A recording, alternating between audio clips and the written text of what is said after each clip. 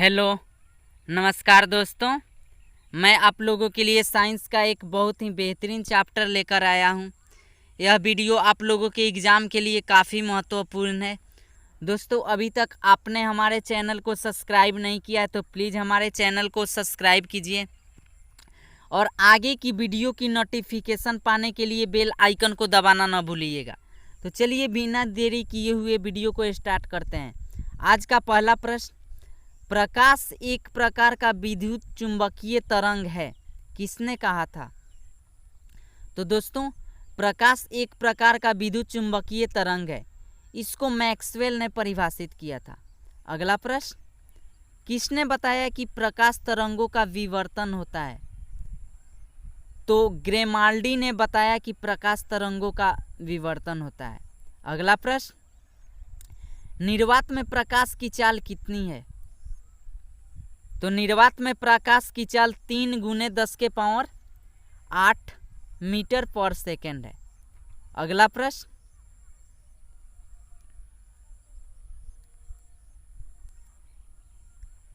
जल में प्रकाश की चाल कितनी है? तो जल में प्रकाश की चाल 2.225×10⁸ मीटर पर सेकेंड है। दोस्तों, यहाँ पे मीटर पर सेकेंड छूट गया है। तो चलिए इसी के साथ अगले प्रश्न पे हम लोग चलते हैं।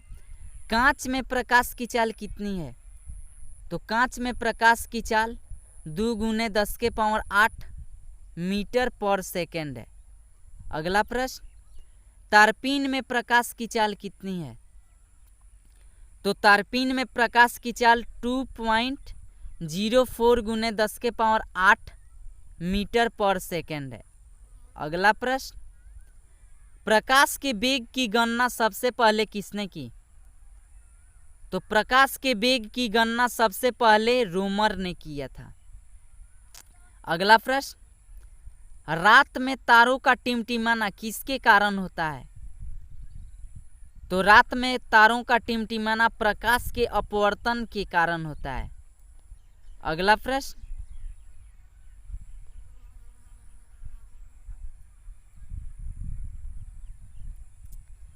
हीरे का चमकना किसका उदाहरण है? तो दोस्तों, हीरे का चमकना पूर्ण आंतरिक परावर्तन का उदाहरण है। अगला प्रश्न, किसके कारण जल में डूबी हुई छड़ी टेढ़ी दिखाई देती है? तो प्रकाश के अपवर्तन के कारण जल में डूबी हुई सीधी छड़ी टेढ़ी दिखाई देती है। अगला प्रश्न, रेगिस्तान में मरीचिका का बनना किसका उदाहरण है? तो रेगिस्तान में मरीचिका का बनना पूर्ण आंतरिक परावर्तन का उदाहरण है। अगला प्रश्न, किसके कारण उगते और डूबते हुए सूरज लाल दिखाई देता है? तो प्रकाश के प्रकीर्णन के कारण उगते हुए और डूबते हुए सूरज लाल दिखाई देता है। अगला प्रश्न, किसके कारण आकाश का रंग नीला दिखाई देता है?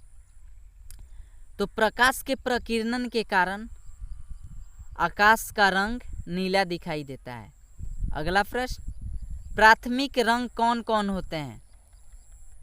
तो प्राथमिक रंग लाल, हरा और नीला होता है। अगला प्रश्न, किस रंग का तरंगदैर्घ्य सबसे ज्यादा होता है? तो लाल रंग का तरंगदैर्घ्य सबसे ज्यादा होता है। अगला प्रश्न, किस रंग का तरंगदैर्घ्य सबसे कम होता है? तो बैंगनी रंग का तरंगदैर्घ्य सबसे कम होता है। अगला प्रश्न, इंद्रधनुष का बनना किसका उदाहरण है? तो इंद्रधनुष का बनना प्रकाश के वर्ण विक्षेपण के कारण होता है। अगला प्रश्न, किस रंग का प्रकीर्णन सबसे ज्यादा होता है? तो बैंगनी रंग का प्रकीर्णन सबसे ज्यादा होता है। जो दोस्तों, जिस रंग का तरंगदैर्घ्य सबसे कम होगा उसका प्रकीर्णन सबसे ज्यादा होता है तथा जिस रंग का तरंगदैर्घ्य सबसे अधिक होगा उसका प्रकीर्णन सबसे कम होता है। अगला प्रश्न, किस रंग का प्रकीर्णन सबसे कम होता है? तो लाल रंग का प्रकीर्णन सबसे कम होता है। तो चलिए इसी के साथ आज का वीडियो यहीं पे ख़त्म होता है। वीडियो अगर आपको पसंद आए तो वीडियो को लाइक कीजिए, शेयर कीजिए और कमेंट कीजिए। तो इसी के साथ आज का वीडियो यहीं पे ख़त्म किया जाता है। जय हिंद, जय भारत।